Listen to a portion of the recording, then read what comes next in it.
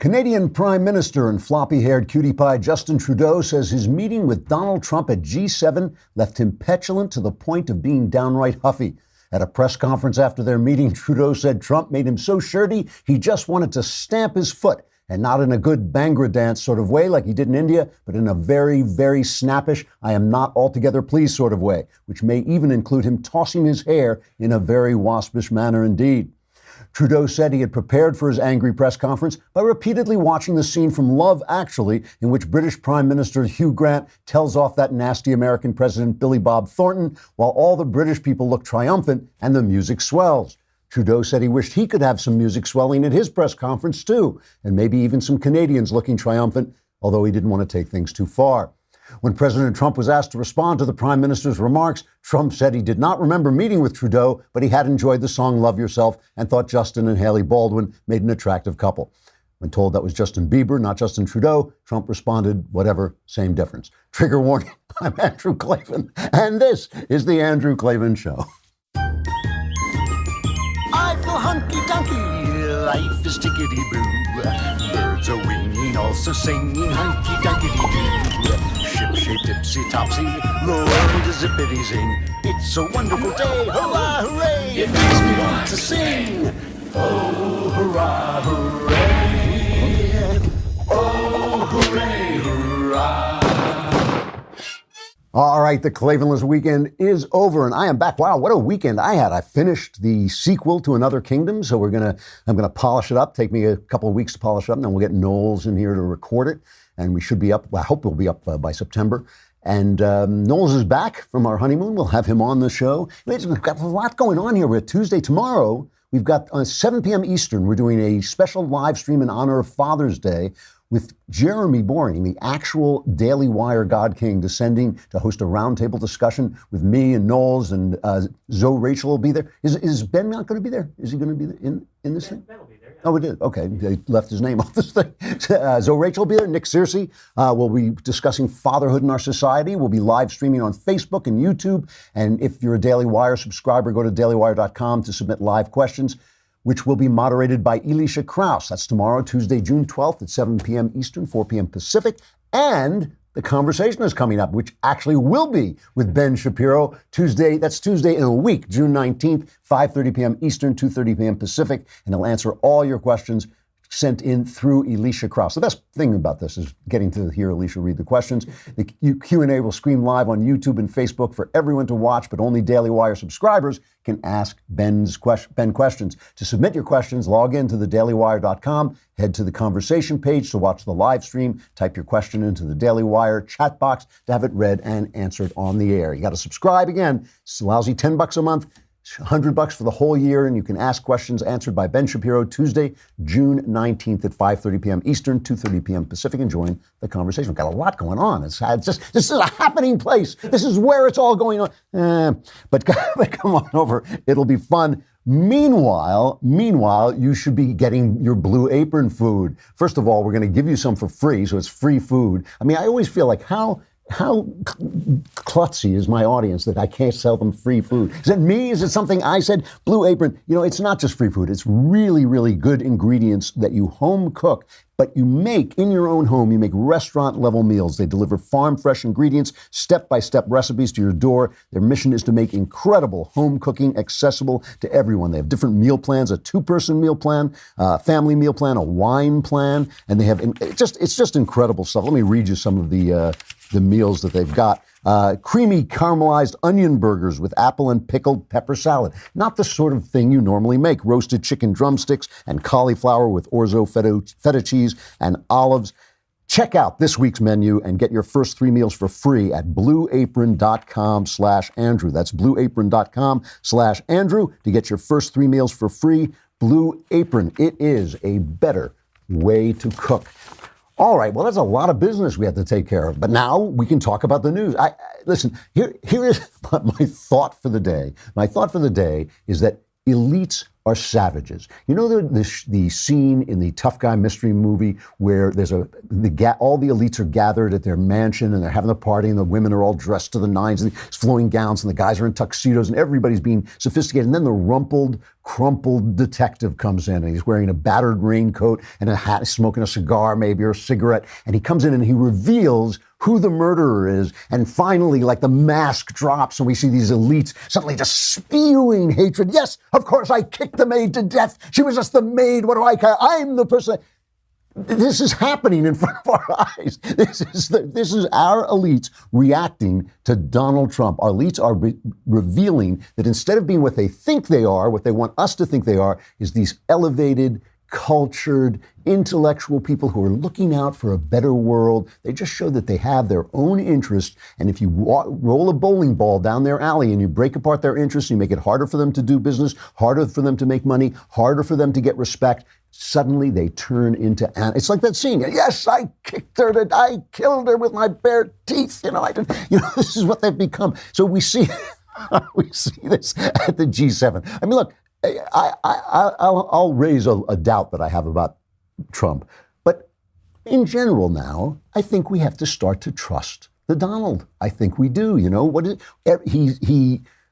destroyed the Iran deal and we heard, oh my gosh, this is the worst thing ever. Obviously, it was a good idea. He pulled out of the Paris Accord. Now the sun is going to hit the earth because the gods will be angry. Nothing. It was fine. That was a bad deal. He was right. He's told them they had to pay more for NATO, and everybody, those are our allies. And he was like, yeah, why aren't they paying for NATO? Now they're paying more for NATO. He did all this stuff. We were told that his treatment of Kim Jong-un was going to destroy the world because the nukes would fly, and now they're having this conference in Singapore. They're actually having a meeting. So it's time to start to think about the fact that, maybe he knows what he's doing. At least he knows what he doesn't want. We know this so far. He knows what he doesn't want. He goes to the G7 and they're screaming, he insulted the Europeans and he didn't sign the communique. If you read this communique, I noticed that nobody published the communique. I had to hunt the communique down. It's just this statement, this bland statement of European socialist values. It's like we're all going to be European socialists. I'm glad he didn't sign it. They can stuff their communique.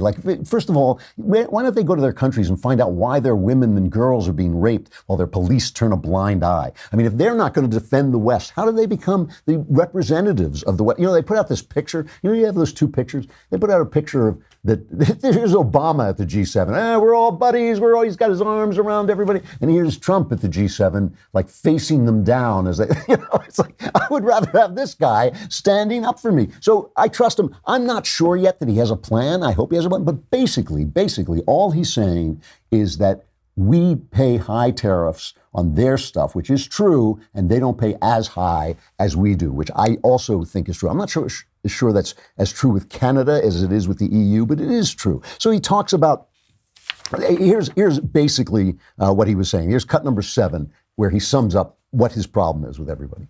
I think the relationships were outstanding, but because of the fact that the United States leaders of the past didn't do a good job on trade, it's going to change. I mean, it's not a question of, I hope it changes. It's going to change 100%. And tariffs are going to come way down because people cannot continue to do that. We're like the piggy bank that everybody's robbing, and that ends. We had extremely productive discussions on the need to have fair and reciprocal, meaning the same. People can't charge us 270% and we charge them nothing. That doesn't work anymore. The relationship that I've had with the people, the leaders of these countries has been, I would really rate it on a scale of 0 to 10, I would rate it a 10. That doesn't mean I agree with what they're doing, and they know very well that I don't. So we're negotiating very hard tariffs and barriers. So, all right, so they're in this argument, And he says the relationships are good, but we're having a disagreement. We're in a negotiation. He leaves town, and Justin Bieber, that it really is. Remember that movie Love Actually? Hugh Grant is the British Prime Minister, and Billy Bob Thornton is the evil Bush, because it was evil Bush who was in office then. We never had these movies when Obama was in office. No. Then it was always what a wise, wonderful person he was. But then we had the evil Bush, and he comes in and he wants, I can't remember what he wanted Hugh Grant to do, but Hugh Grant stands up to him, and here's the triumphant scene. A friend who bullies us is no longer a friend. And since bullies only respond to strength, from now onward, I will be prepared to be much stronger. And the president should be prepared for that. So Trudeau is obviously watching this again and again, waits for Trump to leave because he doesn't want Trump to knock his block off, right? And then comes out with this kind of wimpy version of that. The United States has moved forward with significant tariffs on our steel and aluminum industry, particularly did not take lightly the fact that it's based on a national security reason that for Canadians who either themselves or whose parents or community members have stood shoulder to shoulder with American soldiers in far-off lands and conflicts from the First World War onwards, that it's kind of insulting. And I highlighted that it was not helping in our renegotiation of NAFTA, and that it would be with regret, but it would be with absolute certainty and firmness that we move forward with retaliatory measures on July 1st, applying equivalent tariffs to the ones that the Americans have unjustly applied to us. I have made it very clear to the president that it is not something we relish doing, but it is something that we absolutely will do, because Canadians, we're polite, we're reasonable, but we also will not be pushed around. You're a mean, mad white man. You want to see a mean, mad white man? So Trump now tweets, what a weak guy. He was all meek and mild while he was in the room with me, and then he attacks me behind my back. Peter Navarro goes on Fox. He's the trade council guy. And listen to Peter Navarro escalate this war of words in a big hurry. There's a special place in hell for any foreign leader that engages in bad faith diplomacy with President Donald J. Trump and then tries to stab him in the back on the way out the door. And that's what bad faith Justin Trudeau did with that stunt press conference. That's what weak, dishonest Justin Trudeau did. And that comes right from Air Force One. And I'll tell you this, to my friends in Canada, that was one of the worst political miscalculations of a Canadian leader in modern Canadian history. I suspect that's probably true. You just get the feeling there's just going to be like a hole in the floor where Trudeau used to be. So the New York Times is running a story.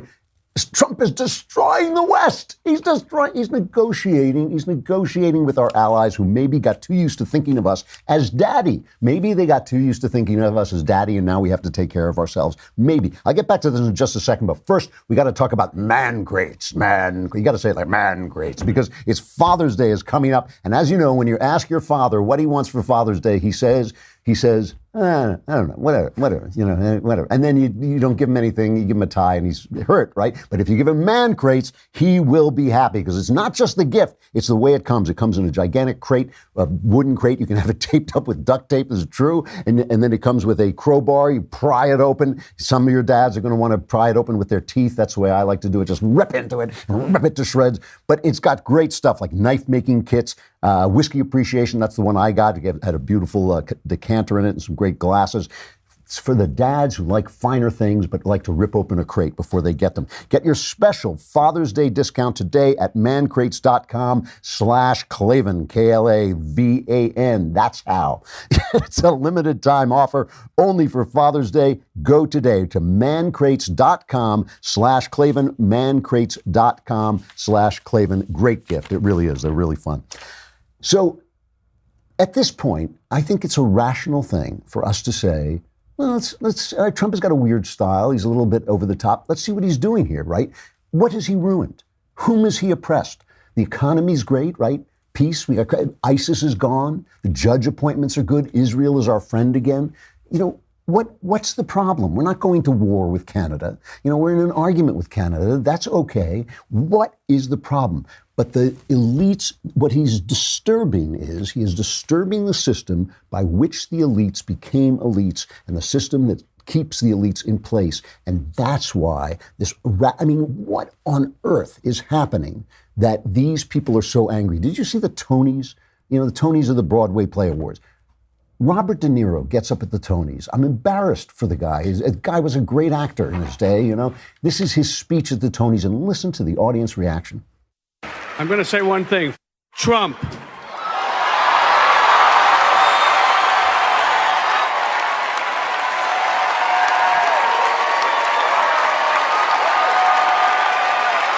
It's no longer down with Trump. It's Trump.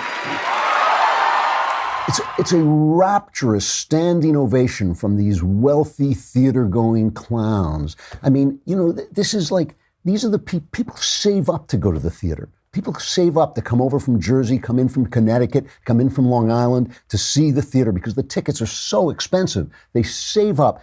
And basically, when you say that, you're telling every single person who voted for him, thinking, well, maybe he'll do some good things, maybe he'll do some. You're telling every single one of them the same words. It's not just Trump you're saying that to. It's to everybody who supports him, everybody who thinks he deserves respect as president of the United States. They interviewed this woman, Noma Dumazweni, who does the Harry Potter show. Harry Potter, classic bridge and tunnel show. That's what they call it. That means that the suburban people like to come in. The sophisticated New Yorkers are supposedly going to, see Denzel Washington do Eugene O'Neill, but the bridge and tunnel people are coming in to see Harry Potter. Listen to what she says.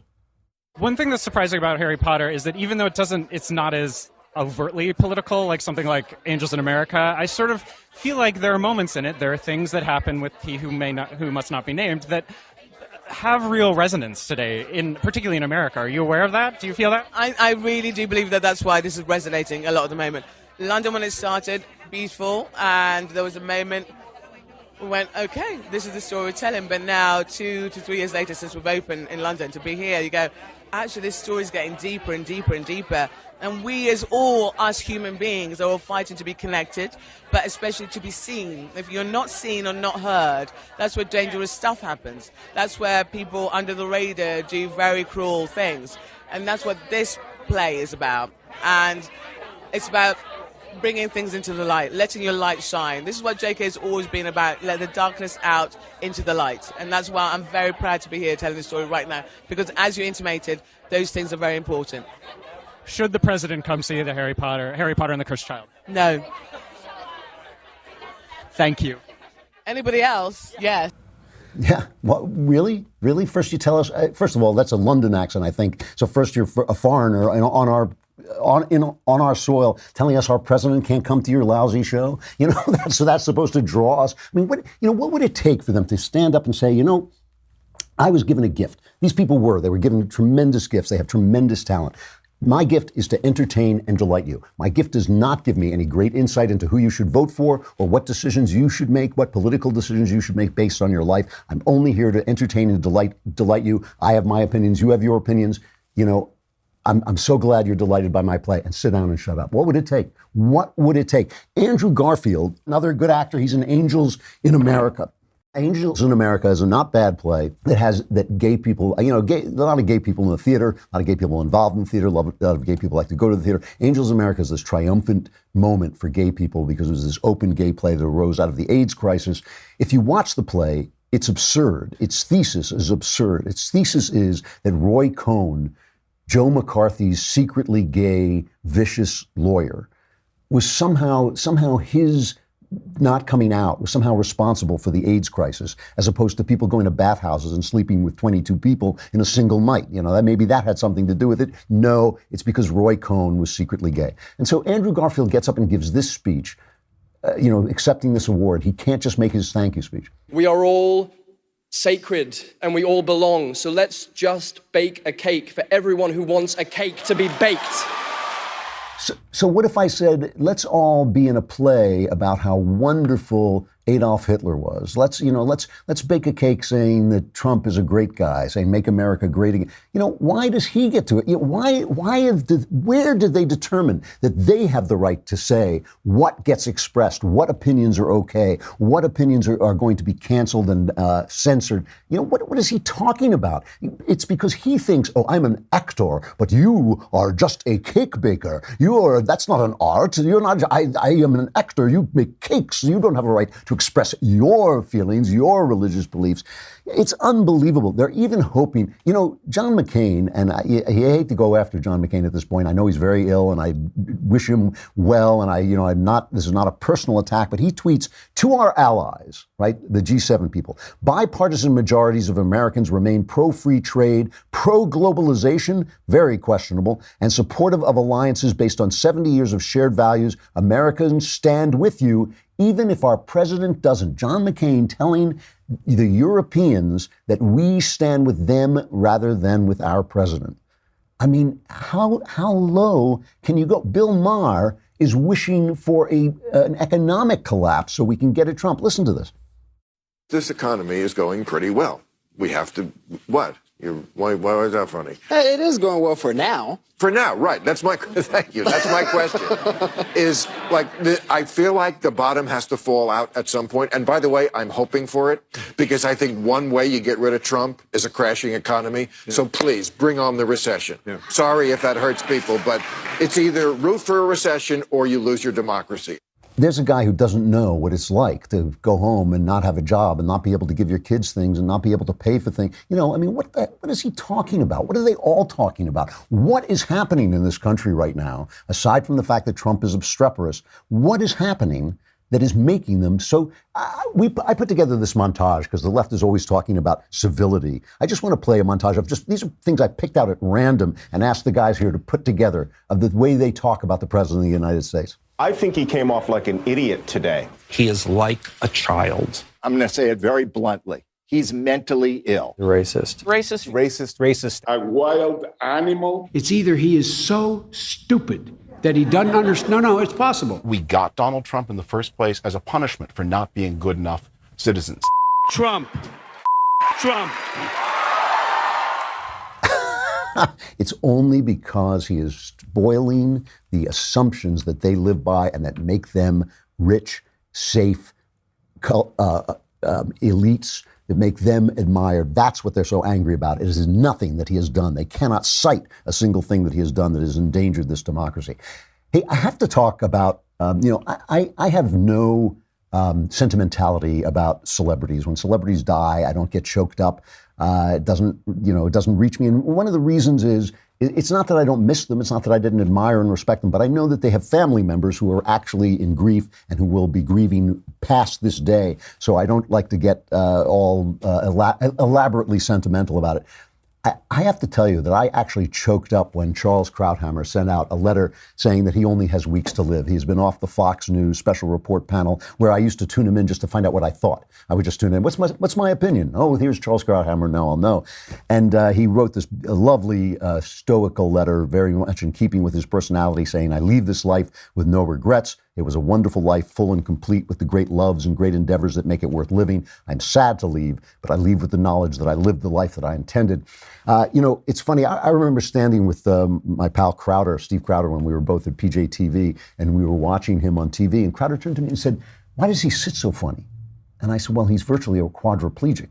And Crowder didn't know, and a lot of people didn't know. I mean, he never talked about it. He never asked for pity for it. He never asked people to admire him for it. He wrote about it a little bit in his book of columns, but he really just went about it was just a tragic accident. He did something that I have done, is he dove into the wrong side of a pool. I did that. I broke my nose. One of the many times I broke my nose, but a little change in direction, same thing could have happened. It just a tragic accident. He never played off it. The reason I feel so connected to the guy, though I only met him once, I introduced him at a function once, but the reason I feel connected to the guy is when I came back from England and I started to realize, oh my gosh, I've become a political conservative. I started to look for voices that I could admire and respect. And they didn't have to say things that I agreed with. Krauthammer believed a lot of things I don't believe. He was pro-abortion. He had a probably more interventionist idea of American power than I have, but that didn't matter. All I cared was that they cared about freedom, they cared about liberty, and that they had integrity. And he had integrity, he had grace, he didn't scream at people, he didn't have to, he didn't have to talk in a melodramatic way to make his points. The one time I remember strongly disagreeing with him was when Obama and Hillary were in a primary, and he said, no, there's no way a guy named Barack Hussein Obama is going to be the president of the United States. And I remember saying, oh, yes, he's going to win, don't you understand? But the reason he thought that was because he thinks more highly of the American people than perhaps we deserve. And I always thought when he got his predictions wrong, it was always because he had elevated the people above what they sometimes do, because sometimes they do dumb things like electing Barack Obama. Just a great voice who really helped me find my voice in politics. And look, it's a wonderful life that he made out of sheer courage and grace and skill and talent. And that's a beautiful, beautiful thing. And I'm sorry to see him go. All right, we got Michael Knowles coming up.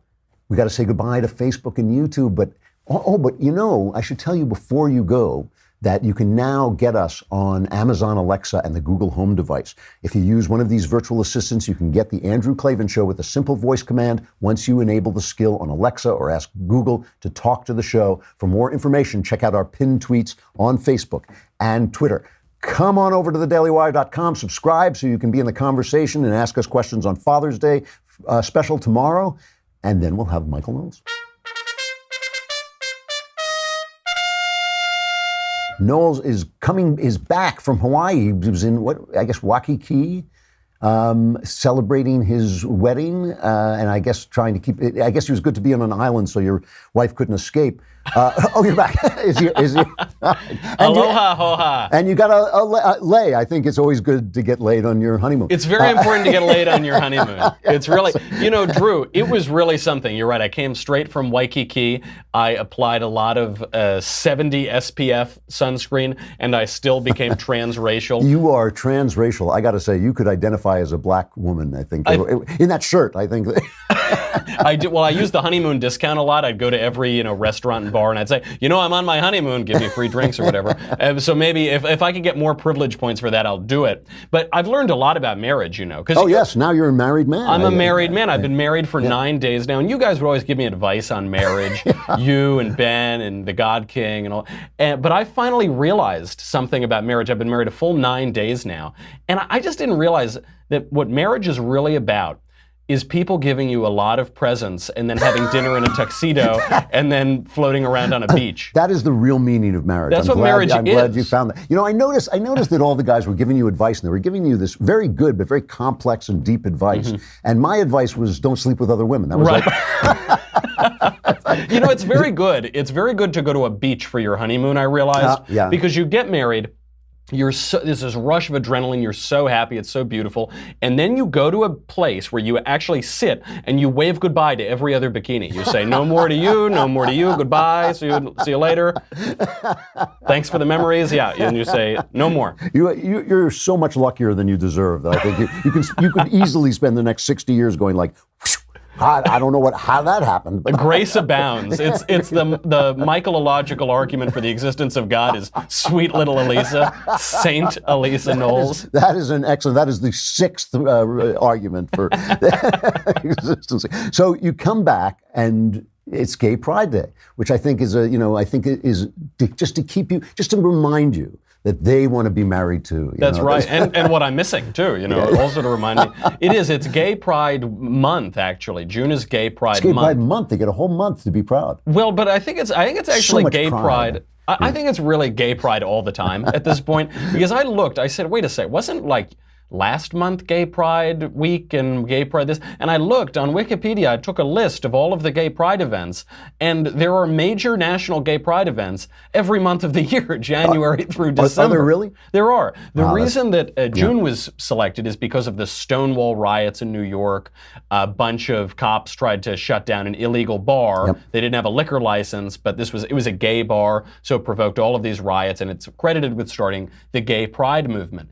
And it's amazing amazing to see how that movement has transformed. I've always wondered why Pride was chosen as the emblem of the gay rights movement. This bugs me too, yeah. It doesn't, because when this began, one of the guys who started the gay pride movement, he actually used the phrase "gay is good." And this was a play on Stokely Carmichael's Black is Beautiful. At the same time, 68, I think it was, gay is good. And there's an argument to be had there, right? The argument is, you people say that this behavior is bad morally, and I think it's good morally, and here's why, and I'm going to explain why it's good and why it's better to have it. Perfectly fair argument. Totally Yeah. fair argument. Yeah. There is no argument that pride is good. I have to tell you this. I live in West Hollywood, which is to gay people what the jewelry district is to Hasidic Jews. Okay, I mean, and when I say that, I'm not actually joking. You walk through it when you walk through parts of or drive through. Nobody walks anywhere. When you drive through parts of West Hollywood, virtually everyone is gay. There's rainbow flags everywhere with the city flag and the country flag and all this. So I'm driving by a church that I often go to, and there are rainbow ribbons coming out. And I thought, like, okay, listen, I know this church, and they feel that, homosexuality is fine. And it might have been Joseph's Technicolor Dreamcoat. You're not sure. But pride is one of the 7 deadly sins, right? I mean, it's not the gay, it's the pride I resent. And then I drive past another church, and they've got a big rainbow flag and says affirmation. And I thought, oh yeah, I remember Christian affirmation, except not. St. Thomas, and following the lead of St. Gregory, said that pride is, please pardon the pun, the queen of all sins. Because it's the first sin. It's the sin that causes Adam to fall and mankind to fall out of the garden. And Satan to fall. It causes Lucifer to fall as well. That's right. Yeah. It is the Mac Daddy of all sins because it causes all of the other ones. And just to celebrate pride really doesn't make a lot of sense. And it leads to all of these bad things. If you look, because you actually do see the spirit of pride in this modern movement. There was this CrossFit employee, ironically a legal researcher at CrossFit. His name's Russell Berger. And he came out and he said, I don't celebrate pride. I think pride is a sin. I don't think CrossFit should celebrate pride or force its employees to or force its clients to. Okay. And so what do you think happened? And one of the reasons he said that is he said the pride movement is so intolerant of other views, it's really bad. It has all of these bad implications. So the CEO of CrossFit, Greg Glassman, called Berger a zealot and said that he, quote, needs to take a dose of shut the F up, and then he fired him. Really? He fired him? To prove how tolerant they are. This is, I feel a little bad about this because I've always been kind of pro-gay rights and feel that gay people should be left alone. Yeah, look at my shirt. Yeah, totally. I mean, exactly. That is why we let you in here with that shirt. These guys, they give gay people a bad name. I mean, this thing with the cake baker in Colorado, and people saying, "What do you mean he can say that I don't want to make this cake?" It's unbelievable, the oppression and the intolerance, and it's funny. There are 2 ways to look at this. If gay people have the right to be gay because people have the right to do what they want. They have the right to do what they want. But if they have the right to do what they want, then certainly I have the right to disagree with them or dislike them or not celebrate them. I mean, it's by the logic that gives them their rights, you have the right not to approve them. The same logic. So essentially what they were saying, they pretended they were saying that they want to be free, but what they were really saying is, you've had the power, now we want it. That's right. And pride doesn't have a lot of logic. And coming out of coming out of this intersectional conglomeration of left-wing ideas, it really isn't about reason. It's about I'm going to have the power now. I'm going to force you into submission. And there's a real irony here because you see the baker, you see that florist in Washington, you see this CrossFit employee, you see all of this happening. And the trouble with pride is people rarely know when it's affecting them. If Adam knew that he was falling for it, he probably would have still been in the garden now, and Satan would still be in heaven. It's very insidious. And ironically now, this pride movement, this intolerant pride movement, has become the mainstream culture. Every company is doing it. Every company is forcing its employees basically to deal with it and its clients to deal with it. And if you contradict that orthodoxy, you will be ruined. Your livelihood will be ruined. Your business will be ruined. Your reputation will be ruined. And it's this incredible inversion from the days of Stonewall. You've seen the tables completely turn, and it's not a pretty thing to watch. It really is not, and we've lost the plot. it's funny because you think what they're really essentially saying is that we have the right to tell you what to believe, but they don't ask themselves the question, well, who has the state? The state has the right? Your corporation has the right? Are these the things you believe in? Do you believe that Donald Trump, who is the head of our federal state, do you believe he has the right to tell you what to think? Do you believe that the corporations, those evil corporations we always heard so much about, that they have the right to tell you what to think? It is an amazing thing that they think they can choose it on a piece-by-piece basis, on a case-by-case basis, but they don't realize that once they sacrifice the principle, you've lost your right to free speech. And it's such shallow thinking. You played that Andrew Garfield clip of everyone should bake cakes and all this, that when Andrew Garfield bakes me a cake frosted with Robert De Niro's tears, delicious tears, then I will believe he's anything other than a hypocrite. But of course, that's what we're getting out of that side. It really is true. And it's sad, because I do believe that I believe that most of the gay people I've ever met are natural conservatives. Yeah. They work hard. They want to be. These are the people I work with in the business and all that. Totally. And, they just want their home life and all this. And I don't want them picked on. I don't want them oppressed. I don't want them insulted or bullied, anything like that. But I do want people to be able to have their religious beliefs. What is so hard about that? And it really does become a case of them against Christianity because they haven't got the guts to go after Islam. So they're going to go after Christianity where they basically say, yes, we love you, but you shouldn't be doing this. You don't see a lot of Methodists hurling gay people off of roofs in Ohio. That's not something that really happens. Not the Methodist method, yeah. The Methodist method. Yeah. So it is a really shallow attack. And I totally agree. There is such a natural conservatism to a lot of the gay people that I know.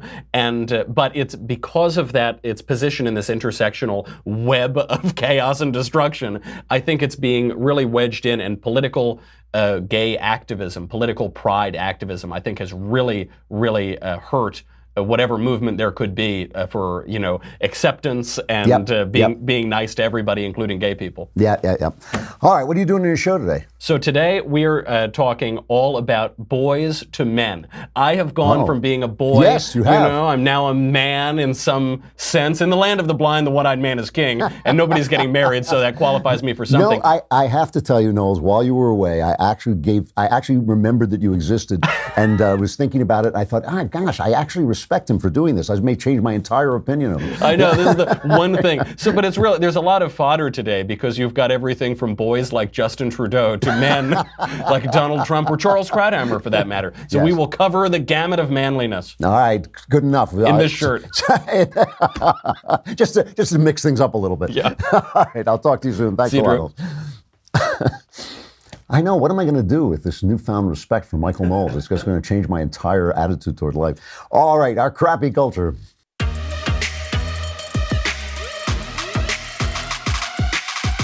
So speaking of really crappy things, I mean, here's a crappy thing. There have been 2 recent celebrity suicides. And as I said before, I don't get sentimental about celebrities. And these happen to be 2 celebrities I had no emotional connection to at all. Kate Spade was the designer of purses mostly, and I knew her because whenever my wife would ask for a purse, I knew that was the first one I should look up because she liked her purses and all that.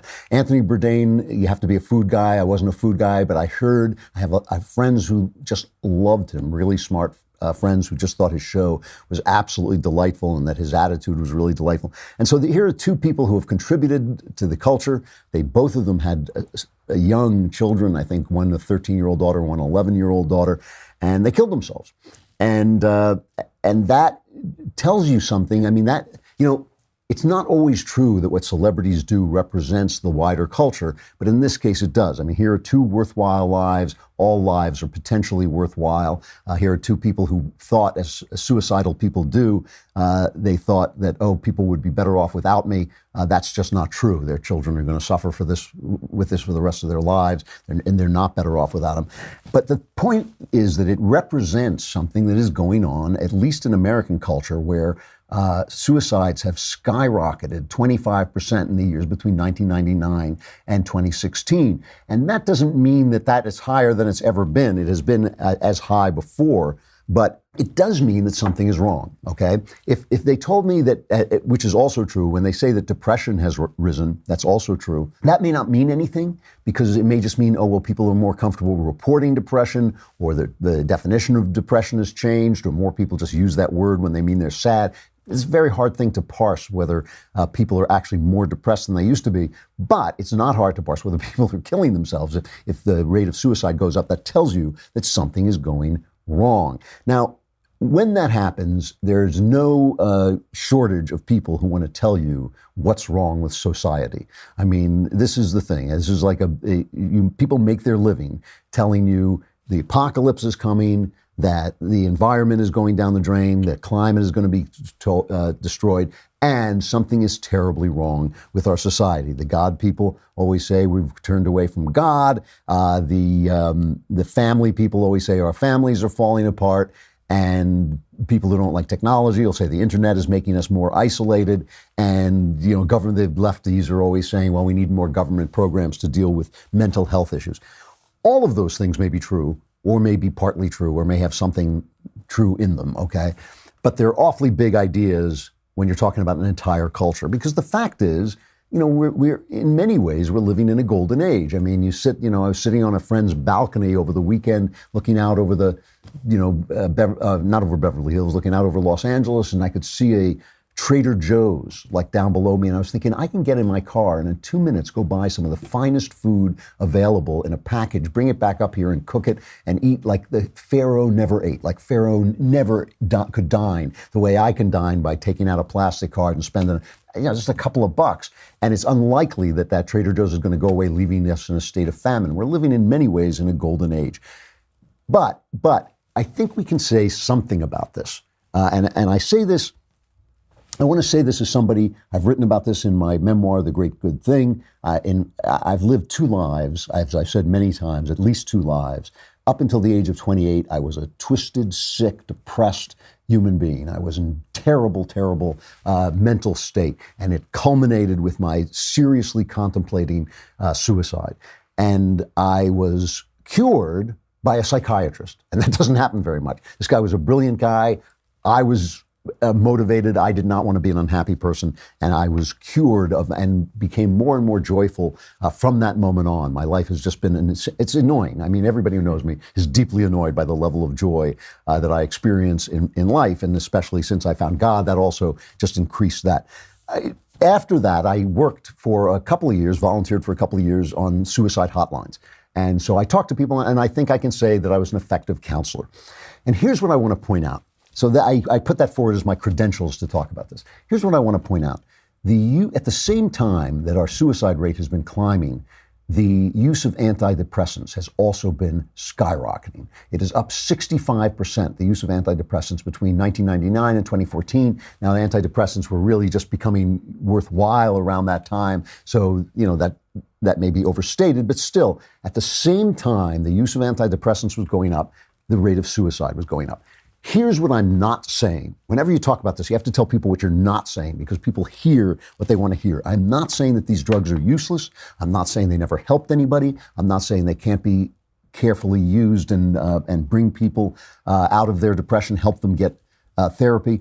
What I am saying is it seems to me that we have evidence that they are being vastly, vastly overprescribed. And when they are prescribed, they're not being prescribed in tandem with the human interventions that actually are what solves depression.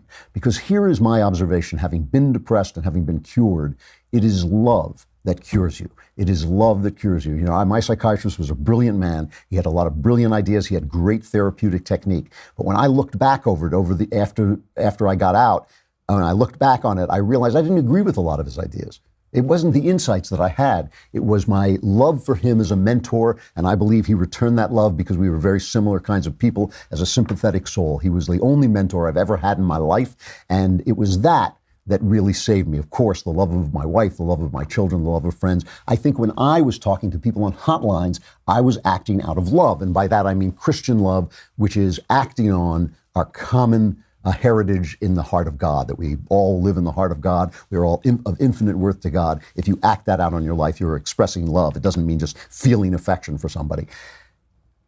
The problem with these drugs is that they represent a strain of scientific thinking that we are chemistry sets that can be adjusted to taste and not spirits.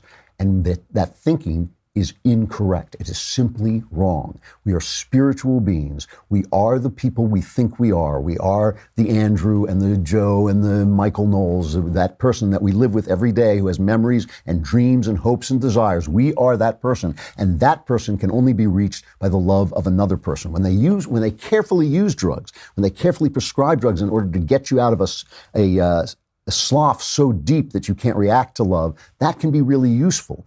But it's the love of people and the love of God that cures you. That does not mean, here's another thing I'm not saying, that does not mean it's anybody else's responsibility when you take your life. Only you can decide not to take your life. But it means that whether you are prescribed drugs or not, it is the love of therapists, of volunteers on hotlines, of brothers, of friends, of wives and husbands. It is that's going to save you. And do not let a doctor tell you that he just gets your prescription right, it's going to cure you. That's just not true. You have got to find links to other human beings to beat this thing. And I really do believe we can beat it. And I think that we need to just re-examine the way we use pills. All right. Tomorrow is Tuesday. Not mailbag yet, but we have a guest. Who's our guest? John Miller. John Miller. What's that? We're finally going to play. There's an interview we did a week or two ago. John is a really terrific critic talking about literature, and we will have that tomorrow. Be there then. I'm here now, and I will also be there then. I'm Andrew Klavan. This is The Andrew Klavan Show.